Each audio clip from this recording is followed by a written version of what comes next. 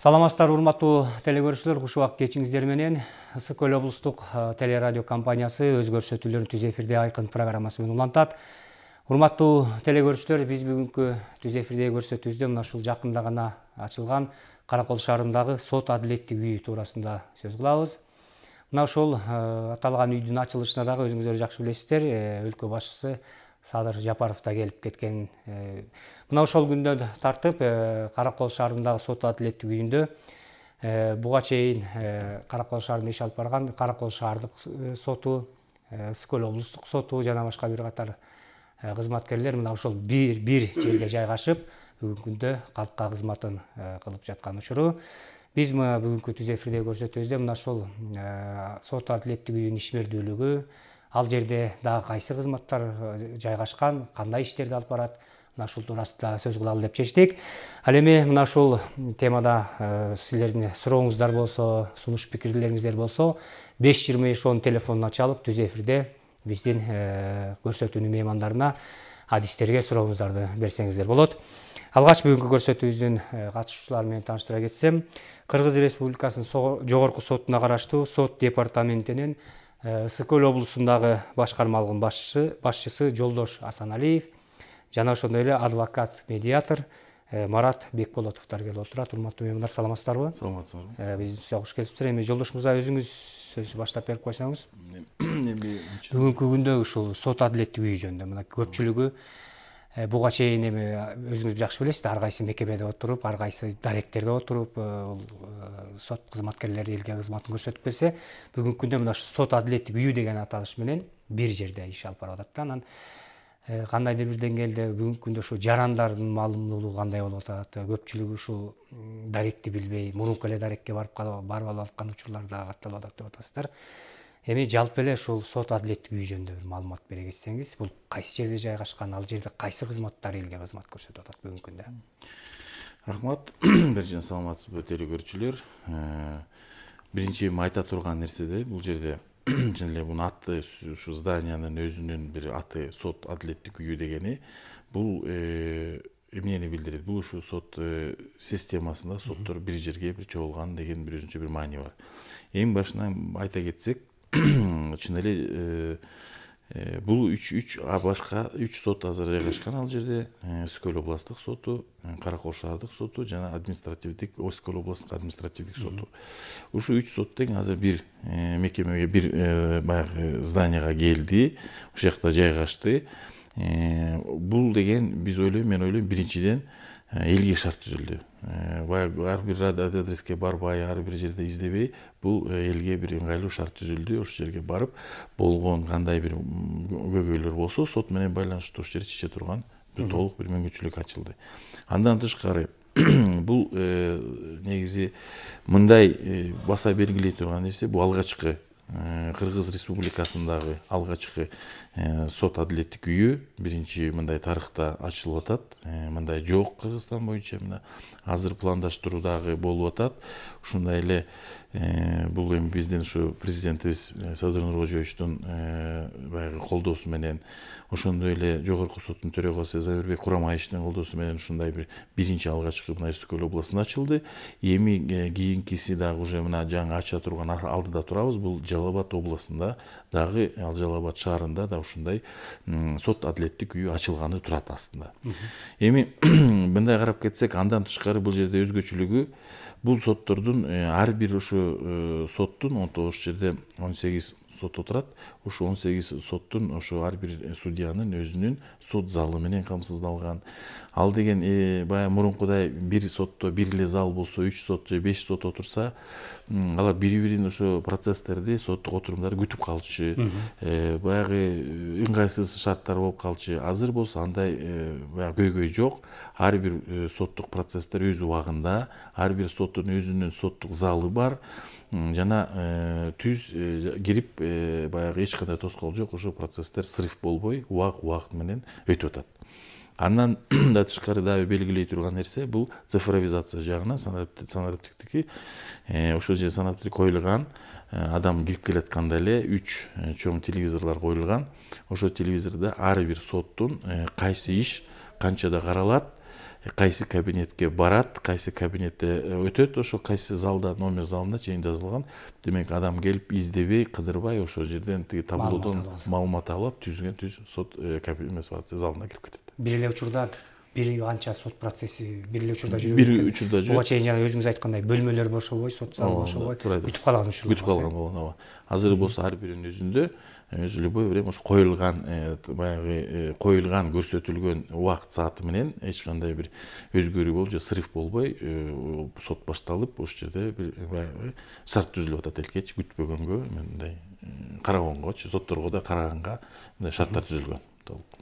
Жана өзүңүз айтып кеттиңиз, автоматташтырылган системаны орнотуш ушул боюнча кандай жүрүп атат? Эң негизгиси ушул соттун ачык айкындуулугу, өзүңүз билесиз, соттун ишинин натыйжалуулугун, сапатын жогорулатуу максатында ушул автоматташтырылган системаны киргизүү боюнча. Бул боюнча көп дагы жумуш жасалды. Бул жана өлкө башчыбыздын дагы биринчи баягы эмеси талабы коюлган. Ушу сот системасына да ушу автоматташтыруу система кирип, ал жерде бизде АИС система деп коет, автоматтык информационный сот системасына ушул бул иштер баары ошо катталган. Андан тышкары бул биздин жана мекеме боюнча сот адилеттик үйү боюнча алып кетсек, өзгөчө сот залдар видео наблюдение деп коет, баягы видео наблюдение коюлган. Анан ал баары болгон соттук процесстер жазылат. Видео наблюденияга түшөт, жанагы памятине өзүнүн эсиме сакталат. Ар бир залда болгон кыймыл, сөздөр эметкен баарысы турат. Андан тышкары ошо жана ачык айкындык боюнча бул процесстерди жана онлайн режимде көргөнгө мүмкүнчүлүк болот. Демек кайсы андай процесстер өтүп атат. Эми бул жерде эмени айта кетиш керек, айрым соттук процесстер бар. Бул эми жабык процесстер, ал маселе боюнча эми көрсөтүлбөйт. Калган ачык процесстер бүткүл адамга көрүп катышы турганга, андан тышкары онлайн системасын көргөнгө мүмкүнчүлүгү толук бар. Ал эми эгерде баягы соттук процессинен да бир азыр көп эмелер болуп атат, мүмкүн бир наразычылыктар болсо, ошо адамда катышкан сотто катышкан тараптар ошону диск, жанагы компакт дискке ошо өзү өткөн сотту жаздырып алганга толук мүмкүнчүлүктөр бар. Кандай сот өткөн, ким кандай сүйлөгөн, ким кандай баягы өтүнүчтөрдү же болбосо эмечки ошонун баарысын толук алып кетиши, баягы өтүнүч киргизип, ошону жаздырып алып кеткенге мүмкүнчүлүк бар.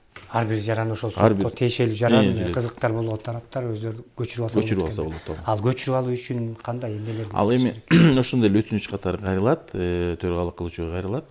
Төрөга кылуучу уруксаты менен ошону. Бул сот процесси башталаардан мурун? Жок, бул башталаардан мурун да айтса болот, бүткөндөн кийин деле айтса болот. Бул процесстин любой убагында алганга бүт толук кандуу мүмкүнчүлүгү бар. Марат мырза, эми мына ушул сот адилеттик үйү деп атабыз.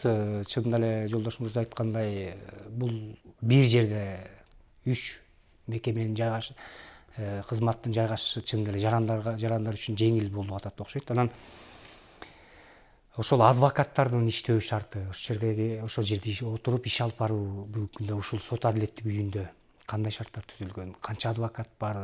Эгер ушул кайрылган жарандарга адвокаттар менен камсыз кылуу жолдобосу кандай, акысызбы же акы төлөш керекпи? Ошо адвокаттардын ишмердүүлүгү боюнча айта кетсеңиз. Эми учурдан пайдаланып, азыр сот адилеттик үйүнө атайын мамлекеттик адвокаттар деп коет. Бизде юридикалык жардам кызматы боюнча биздин Каракол шаарында 10 адвокат бар. 10 адвокат. Ысык көл областы боюнча дагы бар көп. Анан ушул 10 адвокатты график түзүп, бизде атайын Ысык көл, Нарын региондор аралык юридикалык жардам кызматы боюнча координатор бар. Ал координатор могу учурдан пайдаланып айта кетишим керек. Карапайым элге дагы Абдырахманов көчөсү 105-чи үйдө жайгашкан. Мындай жалпак тил менен обла администрация Ысык көл областтык юстиция башкармалыгында жайгашкан. Ошол жерге барып кайрылып, арыз менен кайрылса, кайсы жарандарга бекер юридикалык квалификациялык юридикалык жардам көрсөтүлөт, ошол туурасында кээ бир жарандардын маалыматы жок. Ошон үчүн ошолорго дагы кыскача билдире кетишим керек. Кайсы адамдарга бекер юридикалык жардам көрсөтүлөт? Биз тараптан юридикалык жардам бизге иш бөлмө бөлүнүп берди, адвокаттарга, медиаторлорго дагы бөлүнүп берди. сот адилетке киргенде эле маңдайда 112-114 иш бөлмөлөр. Анан шарт бар. Ушул адвокаттар келип, өзүнүн кардарлары менен мамлекеттик адвокаттар кирип, отуруп, ал жерде компьютер, шарт түзүлгөн, принтер, ксерокопия бары. Отуруп, маектешип, кеп кеңештерин берип, сүйлөшкөнгө шарт түзүлдү. Медиаторлорго да шарт түзүлдү, адвокаттарга да шарт түзүлдү. Каалаган учурда келип, ачып, кирип, өзүнүн муктаж адамдарга кеп кеңештерин бергенге шарттары бар. Ал эми кыскача уруксат берсеңиз айтып кетейин, кимдерге юридикалык жардам бекер камсыз болот. Жылдык кирешеси республикалык бюджет тууралуу мыйзам жыл сайын тастыктап туруучу минималдуу айлык акынын 60-ка тете өлчөмүнөн ашпаган адамдар. Башкача бизче жалпак тил менен айтканда 11.685 сомго жетпесе айлык акысы же болбосо пенсиясы, ошого бекер адвокат берилет. Кармалган адамдар жанакы укук коргоо органдары тарабынан кармалып атпайбы? Кармалып, оор кылмыш жасаган адамдарга, шектүүлөргө, айыпталуучуларга бекер адвокат камсыз болуш керек мамлекет тарабынан. Биринчи, экинчи топтогу майып адамдарга, психикалык оорукчан адамдарга, улуу ата мекендик согуштун катышуучулары жана ушул макамга тете макамдагы адамдарга, жаш жетелек балдарга бекер юридикалык жардам көргөзүлөт мамлекет тарабынан. Алардын кызыкчылыгы үчүн ата-энелери асырап алган адамдар жана көзөмөлдөгөн адамдар жана дагы балдардын кызыкчылыгы үчүн ата-энелери асырап алган адамдар жана көзөмөлдөгөн адамдарга мамлекет тарабынан бекер юридикалык жардам көргөзүлөт. Жаш четелек баласы, балдары бар жалгыз бой энелерге, энеси жок жаш четелек баланы, балдарды тарбиялап жаткан адамдарга, балдардын укуктарын жана мыйзамдуу кызыкчылыктарын камсыздоо жана коргоо маселелерине байланышкан юридикалык жардам ала алат. Мөөнөттүү кызмат өтөп жаткан аскер адамдарына, мисалы үчүн солдаттар деп коебуз бизче жалпак тил менен айтканда, солдаттарга дагы бекер юридикалык жардам мамлекет тарабынан бекер юридикалык жардам көрсөтүлөт. Андан тышкары мамлекет интернат үйлөрүндө жашаган кар адамдар жана карлар үйүндөгү адамдарга да мамлекет тарабынан бекер юридикалык квалификациялуу бекер юридикалык жардам көрсөтүлөт мамлекет тарабынан. Жана да кылмыш процессуалдык мыйзамдарда каралган башка учурларда.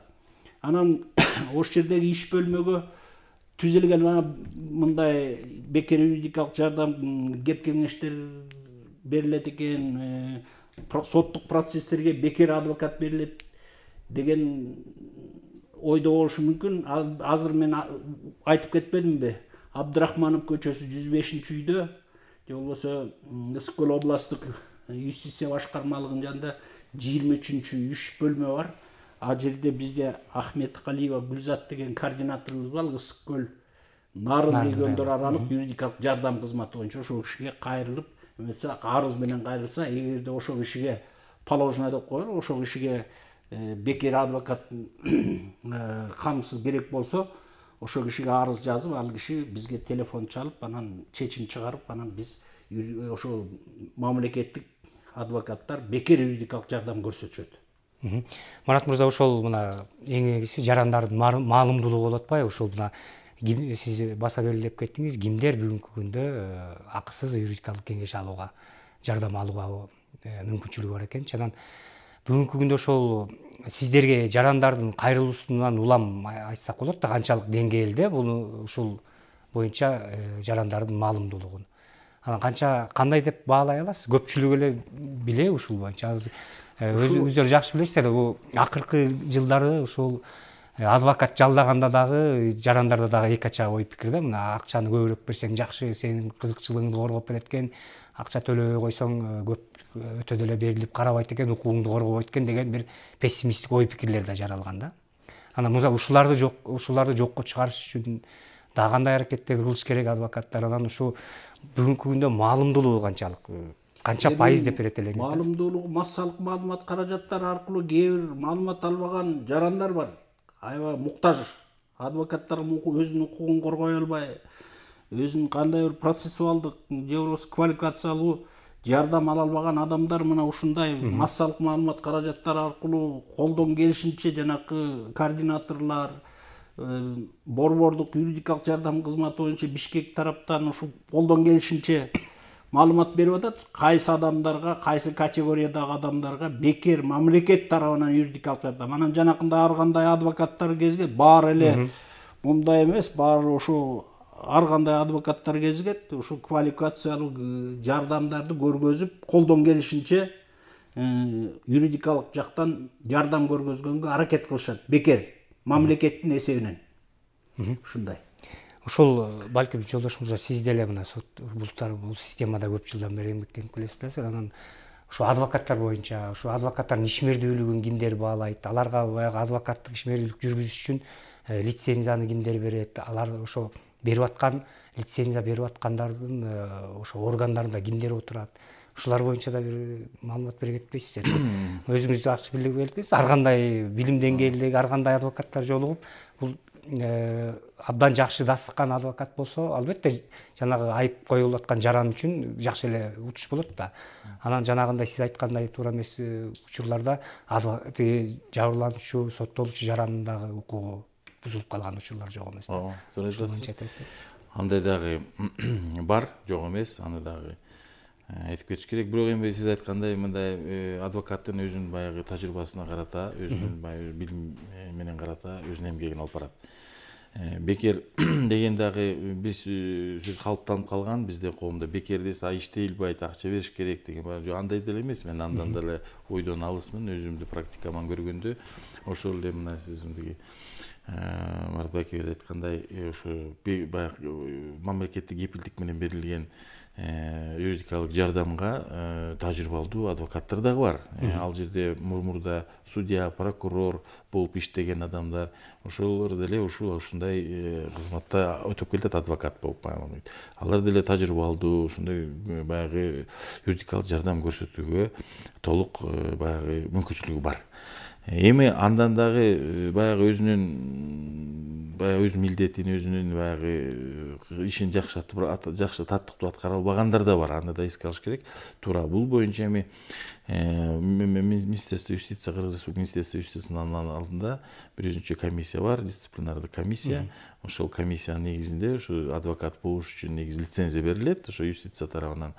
Ал эми ошол эгерде өзү так аткарбаса, ушундай арыздар бир түшсө, нааразычылык элден болсо, ошол комиссия карап лицензияны кайра чакыртып алганга толук укуктуу да.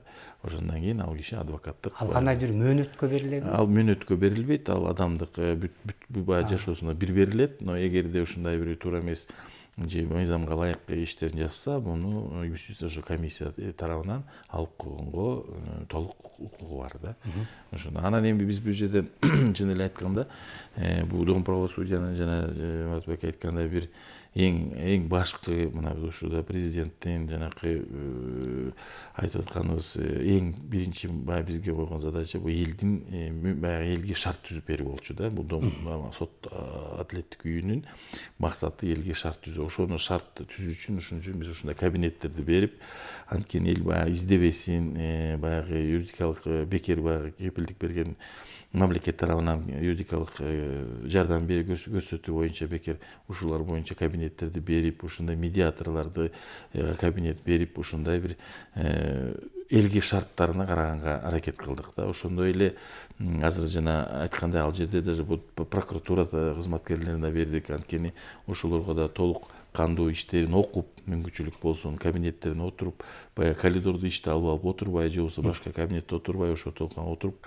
кабинетке прокурорлор отуруп, ошо жакшы баягы изилдеп ишти окуп, анан баягы соттук процесске даяр киргенге, ошондой эле адвокаттар ошондой эле окуп даяр киргенге ушундай шарттарды түзгөнбүз. Мунун бүт жасалган эмебиз, аракетибиз элдин камын ойлогонго баягы жасалган да. Аз бүгүнкү күндө ошол прокуратура кызматкерлерине дагы мына адвокаттарга, медиаторлорго кандай шарт түзүлсө, аларга дагы ошондой шарт түзүлгөн да. Ошол жана сот адилеттик үйү. Ооба, туура айтасыз. Ошондой так эле бирдей толук кандуу иштейт, анткени негизи принцип баягы равноправие деп коет орусча айтканда. Соттук процессте прокурор дагы, адвокат дагы бир тең. Бир тең баягы тараптар.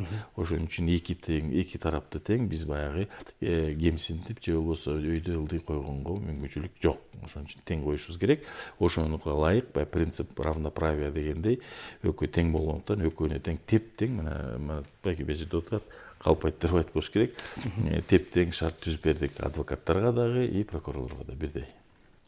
Бүгүнкү күндө мына ушул жарандардын албетте жарандардын ой пикири баалоосунан көп нерсе көз каранды. Анан ушу дом правосудия деп атасыздар, сот адилеттик үйү ачылгандан тартып ушу ишмердүүлүгүн жүргүзүп аткандан бери бир жарандардан бир кандай жарандардын ой пикири кабыл алуусу кандай болуп атат? Ошол эле учурда баягы таппай калган, дарегин билбей калган учурлар деле болуп атат. Акырындык менен эми жарандарыбыз кайсы жерде эмне жайгашканын билип алат деп ойлойбуз. Ошондой болсо да. Жарандардын ой пикири кандай болот? Биринчиден чын эле мен деле мындайым баягы жарандар менен сүйлөшүп же болбосо кирип чыгып атып ошо кезигип алар баягы кандай болбосун өзүнүн баягы пикирин айта кетет экен. Бул адвокат болобу же жөн эле адам жаран болобу, тарап болобу. Бирок чын эле жакшы ой, мына эми калп айткандай болбой эле биз баягы мактагандай салганы.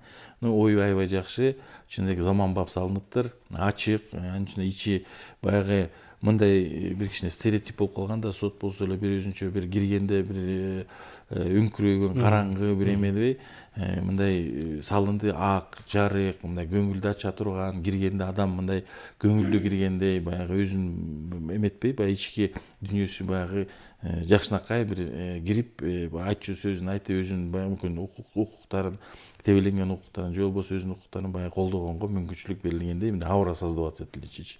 Бул биринчи нерсе. Экинчи нерседен сиз айткандай адрестер боюнча дагы биз деген тышына бери жагына да такканбыз бир эме баннер элдерде баягы көрсүн ушул жерде кайсы соттор кайсы эмне коюлган деп такканбыз. Андан тышкары мына биз сот департаменти тарабынан мэрияга кат жолдоп, азыр ошол жана жан жолдо парковый жолу бар. Өзүңүздөр билгендей ошол жерге ары дагы бери дагы ушу шаардык маршрут жанакы каттамдарды ошо кошкон боюнча сураныч баягы кат бергенбиз, жибергенбиз. Ошол боюнча мен шаардык мэр менен да сүйлөшкөндө ушу ал киши айткан ошол жерге ошо коюп беребиз, элге да шарт болсун. Анткени баягы жөө келген адамдар бар, аларга да ары бери өтүп башка шаардын булуң бурчуна жеткендей болсун дегенде шарттар түзүлүп атат.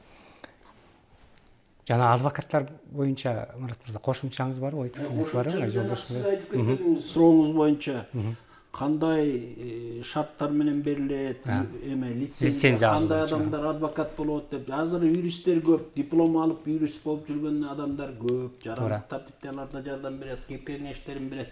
Ошентсе да лицензия алуунун тартиби экзамен бериш керек, тестке, экзаменге даярданыш керек. Кеминде эле 100 суроо келет. Анын 1000 суроого даярданышың керек, 1000ден ашык. Ошонун баарына ал жерде конституция бар, кылмыш жаза кодекси, кылмыш жаза процессуалдык кодекси, адвокат мыйзамдары бардыкка кошулуп ошонун баарына эгерде сен ошол тийиштүү баллды алсаң тесттен, ал жерде 9 киши комиссия башка кабинетте монитордо тест менен бересиң. Эгерде ошол экзаменден өтсөң, анда сиз мурда ошондой болчу, экзаменден өтсөңүз, ошол тийиштүү 77ден кем эмес балл алсаңыз, анда сиз адвокаттык лицензияга ээ болосуз. Ушундай, анан баары эле ошол адвокат болуш деле татаал жумуш. Ошону сабаттуу болуш керек да, мыйзамдардын баарын окуш керек, даярданыш керек. Анан баары эле ошо адвокат боло бербейт, ошону экзаменден өткөн адам гана адвокаттык лицензия алганга болот. Рахмат. Эми жолдош мырза, албетте бул сот адилеттик үйү жөнүндө маалымат берип атасыз. Анан ушу бүгүнкү күндө өзүңүз жетекчилик кылып аткан сот департаменти туурасында да кеп кыла кетсек, бүгүнкү күндө ушу Ысык Көл облустук башкармалыгында канча кызматкер иштеп атат? Анан негизги эле ишмердүүлүгү сиздердин милдетиңиздер, сиздердин негизги ишмердүүлүгүңүздөр кандай? Ушуларды айта кетсеңиз, көпчүлүгү эле жарандар сот департаменти десе деле мындай бир чаташтырып алган, кабыл алган учурлар да жок эмес да. Айтасыз, чын эле андай дагы биз өзүбүз да угуп калып атабыз. Андай мисалы эмне менен эмне кызмат, эмне кыласыңар деген дагы туура суроолор болуп атат. Эми бул негизги максаты, негизги укуктары, ыйгарым укуктары сот департаментинин биринчиден бул деген сот тармагын, бүткүл сот система тармагын баягы материалдык жагынан камсыздоо. Бул ошол жерден жанакы эле ушу мен айтып кеткен зарплатадан баштап, ушу здание, шарттарды түзүп берүү, ушу сот баягы өзүнүн соттук баягы ишмерлигин жүргүзгөнгө бүткүл баягы шарттарды түзүп бергенге бир милдети. Андан тышкары милдети бул сот чыгарган соттун чечимдерин аткаруу, мажбурлоо түрүндө аткаруу милдети. Бул жана өзүңүздөр сот аткаруучу кызмат бөлүмдөрү ошол боюнча бизге жүктөлгөн. Ошону мажбурлоо түрүн аткаруу соттун. Андан тышкары башка мамлекеттик органдардын дагы чыккан баягы эмеси бар, баягы документтери, чечимдери, токтомдору бар. Ошолордун да мажбурлоо түрүн аткаруу бизге келген. Ошол эле мисалы айтып кетсек, ГАИ системасынын же болбосо башка баягы мекемелер бар, ошондой токтом чыгарган. Ошол мажбурлоо аткаруу биз сот департамент чыгаруу. Эми андан тышкары бул жаңы функция мына 5 жылдан ашып калды. Дагы бир сот департаментинде дагы бир укук кызматы баягы ыйгарым укук кошулду. Бул деген коопсуздук сактоо, соттордун коопсуздугун сактоо, кызматкерлердин коопсуздугун жана ошондой эле сотко катышып аткан адамдардын коопсуздугун кароо, жана ошо отурган имараттардын коопсуздугун кароо, жана сот өтүп аткан соттук процесстеги коопсуздугун кароо боюнча соттук пристав деген бир кызматы кошулуп, ошол дагы биз сот департаментке жүктөлдү. Бул баягы 3 эң баягы чоң баягы биздин эмебиз, баягы милдеттерибиз, ошол боюнча аткаруу иштерин биз жүргүзөбүз сот департамент.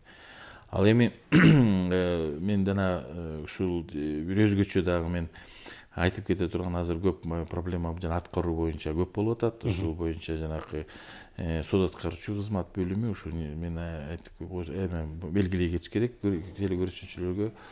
Бул сот департаментине караштуу ошол аткарууну жанакы соттун актыларын эмес гана жана башка органдарда бизге келет. Анан жанакы бизден ошо чара көтөрүү, чара катары колдонуу, бул жана чет өлкөгө чыгууну тыюу салуу. Жана орусча айтканда ограничение.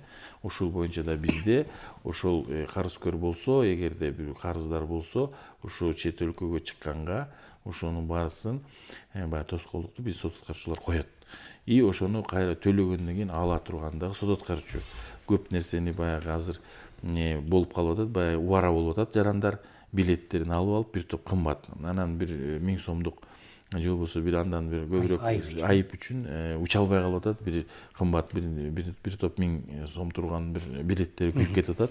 Ошон үчүн бул маалыматка да ошол маселени биринчи биздин электрондук порталда дагы бар. Өзү баягы карызкөр текшерсе болот. Азыр өзүнүн статусун баягы статус деген баягы карызкөр катары барбы, катталганбы, катталган эмеспи. Андан тышкары анан аны билгенден кийин анан билет алууга болот да. Эгерде аны өзү текшербей алып алса, эртеңки күнү ал баягы билети күйүп кетиши мүмкүн да, уча албай. Көпчүлүк ушул кайсы учурда ушундай жагдайга түшүп болуп каласыз? Жанагы автоунаа боюнча туура эле. Айыптар боюнча. Автоунаа анын үстүнө азыркы мурунку убакта билесиз көп баягы доверенность деген баягы ишеним кат менен саткандар машинелер көп болду. Андан ансыз эле берип койгондор болду. Ошол менен берип койгон машинелер ал билбейт эмне штраф бар экен, эметпейт. Анан эртеңки күнү эле ушул көп баягы миграция болуп аткандан аябынан баягы кетип атпай Россияга барып иштегенге чыгып билетин алат, ал деле аз акча турбайт. Анан чыгайын десе эле эртеңки күнү чыга албай калат. Анын деле штраф эмес, бирок машинага катталгандан кийин ал кишинин өзүнүн атына келе берет штрафтар, айыптар. Анан ал ошону менен анан же штраф билети да күйүп кетет. Анан штрафын чече турганда ал өзү айыпкер болбосо да, ошону жасабаса да төлөгөнгө мажбур болуп калгандагы мындай болуп калып атат. Ушундай бир мындай айтканда көп адамдар нааразычылыгы болуп атат да ушул боюнча. Бирок мыйзамда ошол үчүн машинени мисалы сатып атканда ошону оформленияны өткөзүп тура өзүнөн чыгарып башка алуучу кишиге өткөзүп беришкен өтө бир мындай актуалдуу болуп атат да өтө. Жолдош мырза азыр өзү текшерип алса болот деп айтып атпайсызбы? Жарандарда суротубузун кайсы жерден барып текшертсе болот, кайсы кандай жол менен ошо айып пул төлөмө моюнунда карызы айыбы жок экенин билиш үчүн кандай? Ошо боюнча көп азыр маалыматты биз тарабынан да социалдык жана тармактардан да таратып атабыз. Андан тышкары мына учур менен колдонуп бул жерден да айтып кетиш керек экен. Биздин деген сайтыбыз бар, сайт жана эмеде интернетте сайт бар, сот Кыргыз Республикасынын жогорку сотуна караштуу суд департаменти деген сайтыбыз бар. Ошол жерде раздел бар, баягы карызкөрдүн статусун белгилөөгө ошондой бар да, карызкөр катары бар. Ошону ошол жака кирсе, өзүнүн пин кодун киргизсе, баягы пин кодду билесиңер, баягы биздин жанагы соцфонддон берилип аткан баягы эмеси, баягы коду, ошону киргизгенде автоматически ал базаны карап туруп айтат, барсыз же жоксуз, ошондо билип койсо болот да. Ал деген уюлдук телефондон болобу же болбосо интернетте аркылуу компьютерден болуп кирсе боло тургандай. Мына ушул текшерип алуу негизгиси жанагындай учурларда ыңгайсыз абалга туш болбош үчүн, бир кызыгып өзүнүн маалымат алып койсо болот экен. Андан тышкары да бул жерде айтып кеткен чыгыштан тышкары да первитивный мера деп коет, мындай орусча айтканда. Азыр бул ушу базага киргенден кийин карызкөрлөр көп жака мисалы ошо ЗАГС же болбосо паспорт же болбосо башка бир кыймылдар машинени оформить эткен жүйүн ошонун баарысына тыюу салынып калат. Ошон үчүн бул адам негизи өзүн баягы карап турганга баары карыз, даже өзү ошо айыпты айып кылбаса, айып салынбаса ал кишиге да мүмкүн башка жана саат мен мурда айтып кеткендей машина сатып ийип башка кишилер айып салып ошо бирок анын атына жазылып калган айыптарга келе берет. Ошону да тактап коюш керек да ошон үчүн. Албетте эми бул сот департаменти боюнча анын ичинде кандай кызмат бөлүмдөрү бар, алар эмне иштерди алып барып атат. Жанагы коопсуздук боюнча деп айтып кеттиңиз, коопсуздугун камсыз кылуу деп. Жана бүгүнкү күндө ошол сиздердин департаментте жетиштүү кызматкерлер барбы ошолорду? Азыркы убакта жетиштүү кызматкерлерибиз жетиштүү. Эми бул деген мен жана айтып кеткендей 5 жылдан ашты. Ушундай кызматкер соттук пристав деп жаңы кызмат кирди. Эми бул жагынан азыр дагы бул эми жаш болгондон кийин дагы нормативдин баягы мыйзамдуу норматив базасына да өзгөртүүлөр кирип атат, дагы бир толуктоолор кирип атат. Бирок уже баштадык, азыртан баштап Үскөл областы боюнча бүткүл соттук имараттары бүт кайтарууга алынды сот пристав кызматкерлеринин тарабынан. Андан тышкары өткөрүү системалар орнотулду. Ар бир сотто өткөрүү система бар. Ал жерден баягы паспорттун регистрациясынан баштап өзүндө баягы алып кире турган кайсыл алып кирүүгө тыюу салынган баягы заттар боюнча дагы уже бүт положение негизинде өткөзүлүп атат. Бул эми баягы айтып аткандай коопсуздук маселесин каралган судьялар, андан тышкары даже ошол эле соттук катышуучулардын да коопсуздугу, анткени өзүм менин деле практикама болгон. Убагында ошо акырын тиги суу катары бензинди куюп алып кирип баягы айып жабыралымчы жак айыпкер жака бир өзүнчө нааразычылыктар болот. Эми баягы ар кандай ошо бензинди чачып ийип баягы өрттөбөгөнгө аракеттери кылынган да болгон. Ошолордун баарын тыюу салып, ошонун баарын баягы коопсуздугун кароо үчүн соттук приставдар коюлган. Ушундай терс көрүнүштөргө жол бербеш. Жол бербеш үчүн коюлган да. Өзүңүз жакшы билесиздер, мына Марат мырза сизди мына адвокат медиатор деп тааныштырдык. Ошо жаңылбасам 2020 жылдары же 21 жылы бул медиация жөнүндө тууралуу мыйзам кабыл алынып, бул да ишке кирген да. Сиздердин оюңуздар кандай ошо медиация мыйзамы киргени? Албетте менин түшүнүгүм боюнча бул сотко жеткирбей жарандарды маселесин сотко жеткирбей бүтүрүүгө баягы ортоктош болуу, кандайдыр бир ортомчу болуу дегендей. Анан ушул медиация тууралуу мыйзам кабыл алганы жарандар үчүн кандай өз натыйжасын бере алдыбы? Жарандардын ушул боюнча маалымдуулугу кандай болуп атат бүгүнкү күндө? Марат мырза айта кетсеңиз, канчалык деңгээлде бир өз натыйжасын берип атат? Медиатор дегенди кээ бир жогорку билимдүү, сабаттуу адамдар деле түшүнбөйт бул медиатор деген эмне, медиация деген. Медиатор бул сотсуз эле, сот жогу мындай бир талаш тартышты чечүү. Эми биз жалпак тил менен айтканда моореки үй бул автоунаа болсо, моорекин талашып атат. Эки киши талашып атат. Анан кокс деген атайын эреже бар медиатордо. Ар бирин бирден киргизип, сурап, сүйлөшүп, чечип, балким бирөөнө автоунаа керек, бирөөнө турак үй керек.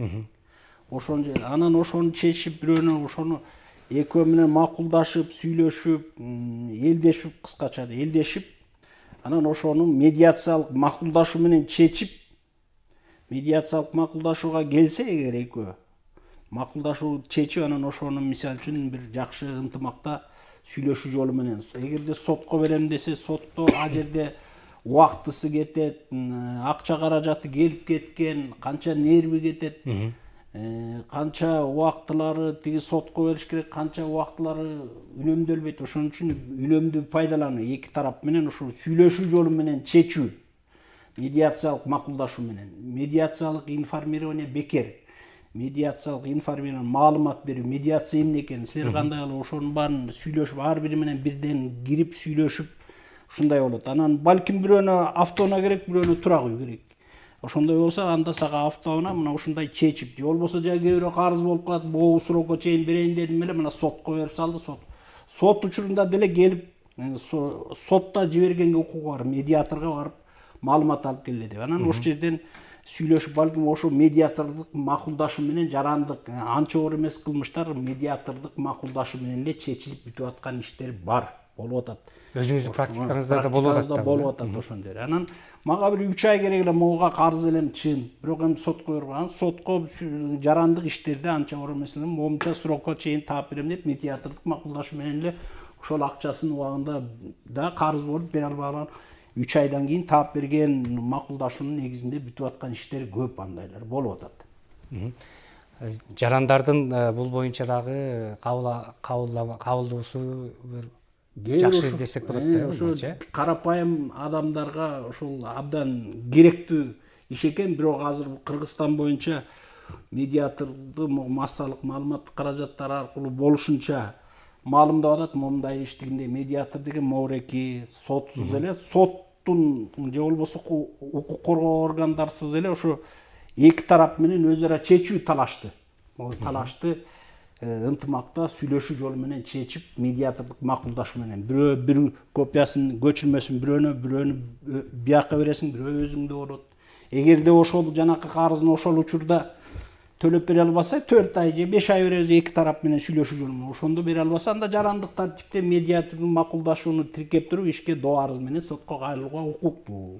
Анча оор эмес, 5 жылга чейинки анча оор эмес кылмыштарды, карыздар, ушул сыяктуу алдамчылык беренелер, анча оор эмес кылмыштарды медиатор макулдашуу менен бүтүргөнгө болот. Бизге бөлүнгөн убакыт сокуна келип калды. Жолдош мырза, мынакей сот адилеттик үйү деп атабыз.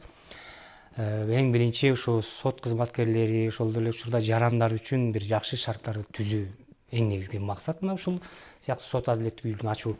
Анан бүгүнкү күндө ушу башка облустарда дагы ушундай сот адилеттик үйлөр ачылганбы, же бизде Караколдо биринчи жолу, өлкө боюнча биринчи жолу ачылып атабы? Мен туура айтасыз, бул чын эле алгачкы эң биринчи Кыргыз Республикасынын тарыхында биринчи жолу сот адилеттик үй ачылып атат. Ачылды. Эми болсо же мен айтып кеткендей, астыда азыр дагы бир астыда турган, бир ачыла турган, мына бүгүн эртең ачыла турган дагы бир сот адилеттик үйү бар. Бул Жалал Абад шаарында.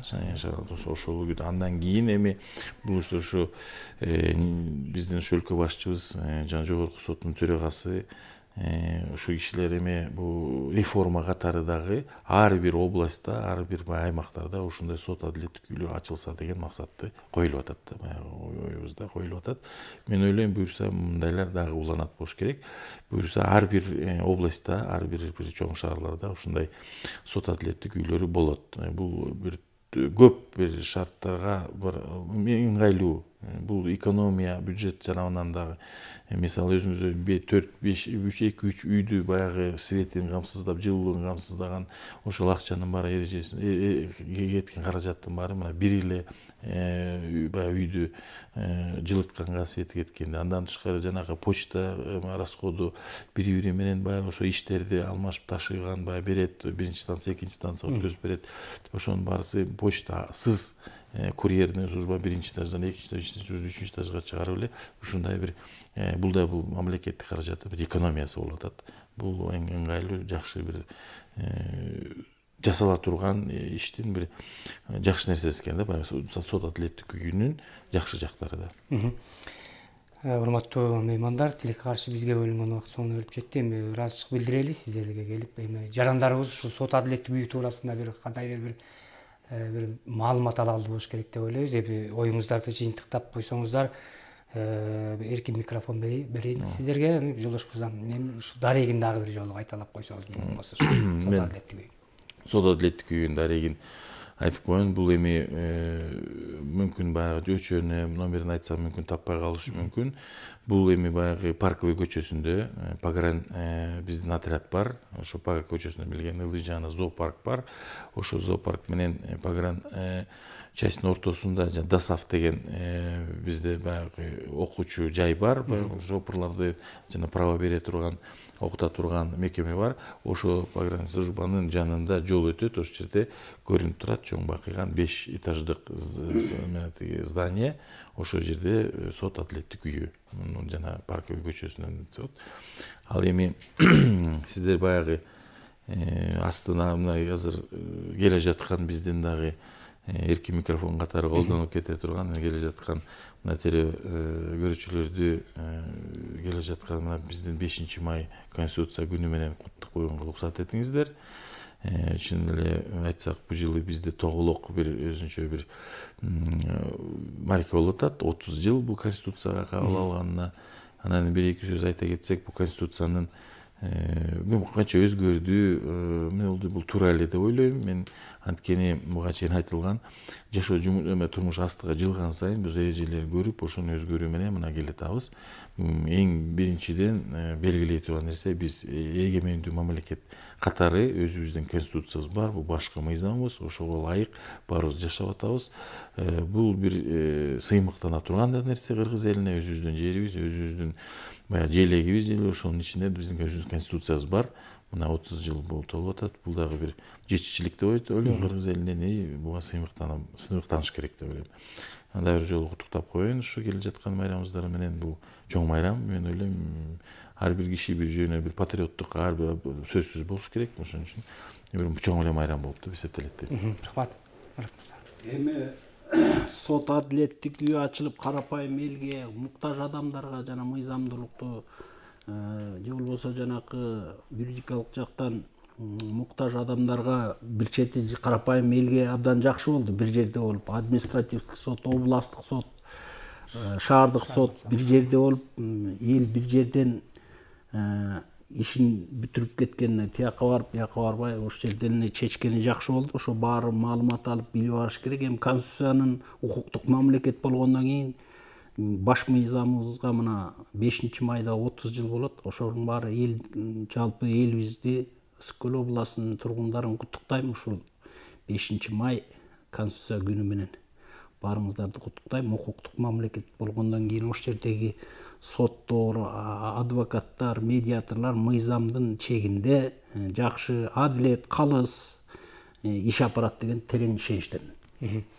Рахмат сиздерге, убактыңыздарды бөлүп биздин айрым суроолорубузга жооп бергениңиздер үчүн ыраазычылык билдирели. Ишиңиздерге ийгилик.